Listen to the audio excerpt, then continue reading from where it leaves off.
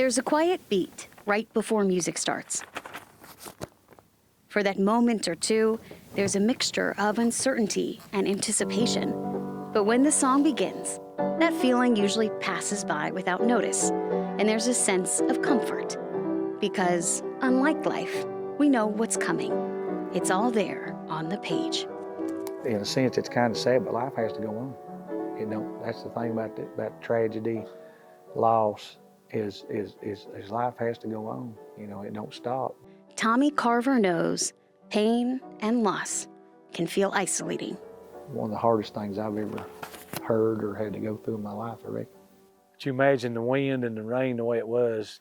I mean, it's just the way to describe it. It's so loud. He just finished covering up part of his brother's house in Avery County. Half of it was swept away during Hurricane Helene, the half that his brother David was standing in. That's what I think he heard the sound and come around this corner trying to figure out what it was. David was buried under power lines, mud, and debris. He was trapped as first responders tried to rescue him. You know, the outcome was not what we wanted. You know, we worked so hard to get him out. We just prayed. We talked a lot about God. He talked a lot about his family. He loved his family so much. And we just got to know each other. Brian Towler crawled down and laid next to David. All those hours just talking. He said, in a minute, I'm either going to hug my wife or I'm going to hug Jesus. And either way, I'm a winner today.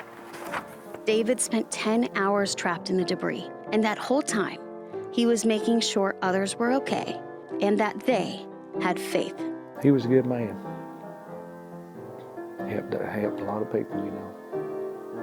And he sure was. He was a good man. They eventually got David out, and he saw his wife before passing away at the hospital. The storm may have took my brother, but it didn't take my faith, and it didn't take my peace. Music can be comforting, and what's so special about it is that the same notes can sound different.